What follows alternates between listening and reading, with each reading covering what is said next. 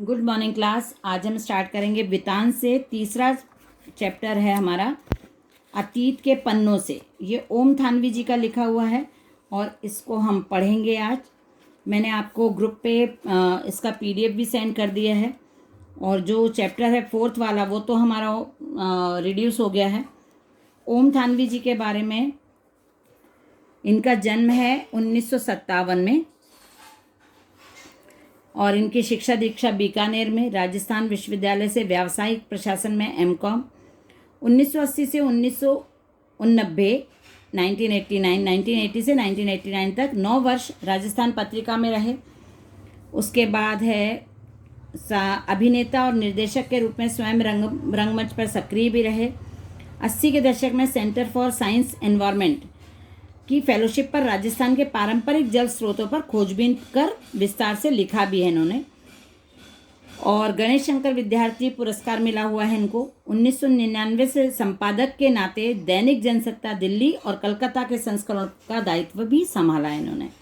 17 वर्षों से Indian express समूह के हिंदी दैनिक जनसत्ता में संपादक के रूप में कार्य किया। अभी तक तो मतलब इनका यही लेखक परिचय है, कोई भी इनके आगे का नहीं हमको पता है, तो देख के आप पता लगा सकते हो ओम थानवी जी के बारे में, और भी डिटेल्स मिल जाएंगे।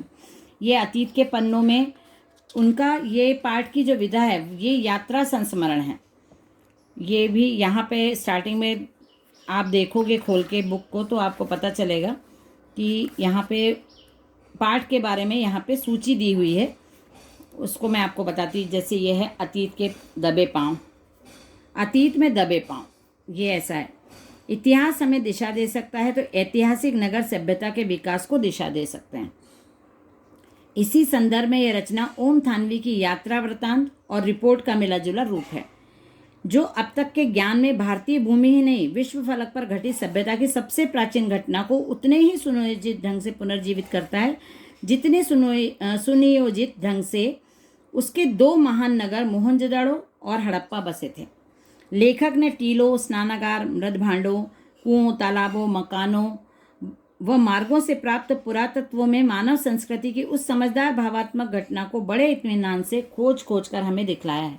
इस पाठ में हमको मोहनजोदड़ो और सिंधु घाटी सभ्यता के जो दो शहर थे मोहनजोदड़ो और हड़प्पा, उनकी संस्कृति के बारे में, या भारतीय संस्कृति को हम तभी आप समझ पाओगे अच्छी तरह, क्योंकि भारतीय संस्कृति सबसे प्राचीन और बहुत समृद्ध मानी गई है। तो मोहनजोदड़ो और हड़प्पा को की संस्कृति से ही आप भारतीय सभ्यता को अच्छी तरह समझ पाओगे।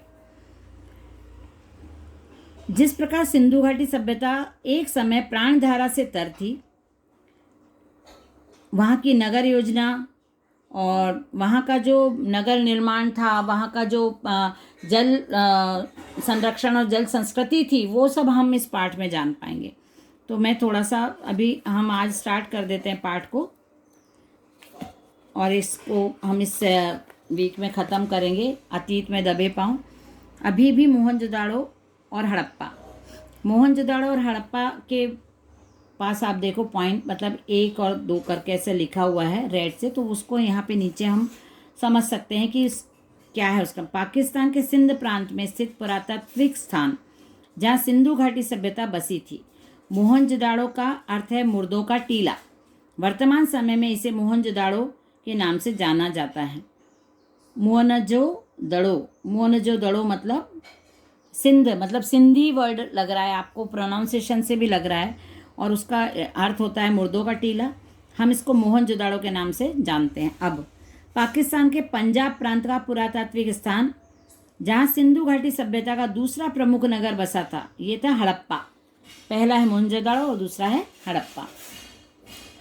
मोहनजोदड़ो के बारे में धारणा है कि अपने दौर में वह घाटी की सभ्यता का केंद्र रहा होगा, यानी एक तरह की राजधानी। माना जाता है ये शहर 200 हेक्टेयर क्षेत्र में फैला था। आबादी कोई 50,000 थी उस समय। 85,000 जनसंख्या थी, वहाँ की पॉपुलेशन थी, जो 5,000 साल पहले यह आज के महानगर की परिभाषा को भी लांघता है। और ये जो सिंधु घाटी सभ्यता तो मैदान की संस्कृति है, लेकिन जो ये मोहनजोदड़ो शहर है ये टीलों पर बसा हुआ है। और ये टीले प्राकृतिक नहीं बनाए गए हैं, क्योंकि सिंधु नदी का पानी यदि आ जाता है शहर में फैलता है तो बचा जा सके, इसलिए ऊंचा टीले पर रहने के लिए घर बने हुए हैं वहाँ पे। मोहनजोदड़ो की खूबी है कि आदिम शहर की सड़कों और गलियों में आप आज भी घूम फिर सकते हैं। यहाँ की सभ्यता और संस्कृति का सामान भले अजायब घरों की शोभा बढ़ा रहा हो, पर शहर जहाँ था अब भी वही है। ये आपको गली दिख रही है मोहनजोदड़ो की। मोहनजोदड़ो के एक मुख्य सड़क जो 33 फीट चौड़ी है, चौड़ाई देखो आप। बैलगाड़ी वहाँ पे चलती थी। बैलगाड़ियों की एक सड़क पे 2 बैलगाड़ी एक साथ चल सकती थी, इतनी चौड़ी सड़कें थी। और बैलगाड़ी को देखकर, बैलगाड़ी के अवशेष देखकर अनुमान लगाया गया वहाँ पे कि कितनी चौड़ी बैलगाड़ी होती थी।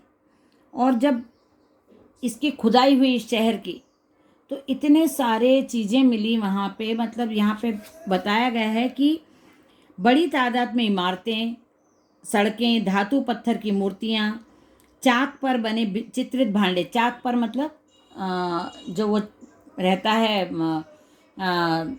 मटके बनाने वाला वो चक्का रहता है ना, गोला चक्क जो घूमता है, उस पे जो चित्र बने हुए हैं। भांडे मतलब बर्तन, और मोहरे, साजो सामान, खिलौने आदि बहुत सारी चीज़ें मिले। खिलौने मिले, धातु पत्थर की मूर्तियाँ, सब कुछ मिला। तभी से उसको देख के ही समझ में आया पुरातत्ववेत्ताओं को कि कितनी सभ्य संस्कृति, कितनी समृद्ध संस्कृति रही होगी, और सभ्यता का अध्ययन संभव तभी हुआ। और जो हड़प्पा था, हड़प्पा जो सिटी थी, उसके साक्ष्य नहीं मिल पाए ज़्यादा, क्योंकि रेल लाइन बिछने के दौरान विकास की भेंट चढ़ गए। तो ये मोहनजोदड़ो के बारे में है यहाँ पे ज़्यादातर। सबसे ऊंचे चबूतरे पर बड़ा बौद्ध स्तूप है, मगर यह मोहनजोदड़ो की सभ्यता के बिखरने के बाद एक जीर्ण शीर्ण टीले पर बना है। कोई 25 फुट ऊंचे चबूतरे पर 26 सदी पहले बनी ईंटों के दम पर स्तूप को आकार दिया गया। बौद्ध भिक्षुओं के कमरे बने ऊपर। और जो खालादास बनर्जी थे 1922 में जब वो आए थे, तो वो खोज करने ही आए थे। इसकी उन्हें इल्हाम हुआ कि ईसा पूर्व के निशान है, मतलब अनुभूति हुई जब वो खोज करने लगे यहाँ पे बौद्ध इसकी स्तूप की, तब उनको ऐसा लगा कि ये ईसा पूर्व के निशान है।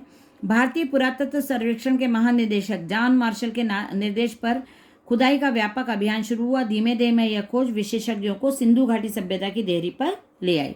इस खोज ने भारत को मिस्र और मेसोपोटामिया मतलब इराक की प्राचीन सभ्यताओं के समकक्ष ला खड़ा किया। दुनिया को प्राचीन सभ्यता होने के भारत के दावे को पुरातत्व का वैज्ञानिक आधार मिल गया। कहा जाता है ना, भारतीय सभ्यता संस्कृति बहुत प्राचीन थी।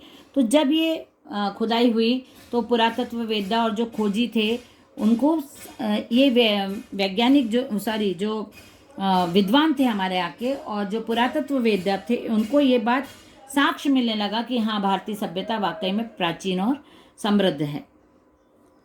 यहाँ की सड़कों के बारे में बताया है। यहाँ पे लेखक का यात्रा वृत्तांत है ये असल में। और वहाँ के मौसम के बारे में कि यहाँ पे राजस्थान से मिलता जुलता यहाँ का एटमॉस्फेयर, क्लाइमेट मिलेगा।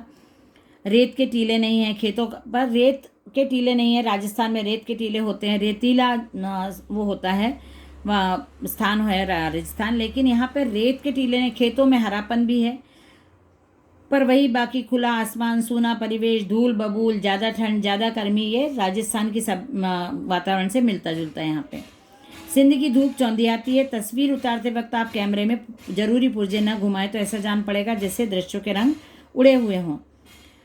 स्तूप वाला चबूतरा मोहनजोदड़ो के सबसे खास हिस्से में एक सिरे पर स्थित है। सभी अहम और अब दुनिया भर में प्रसिद्ध इमारतों के खंडहर चबूतरे के पीछे यानी पश्चिम में।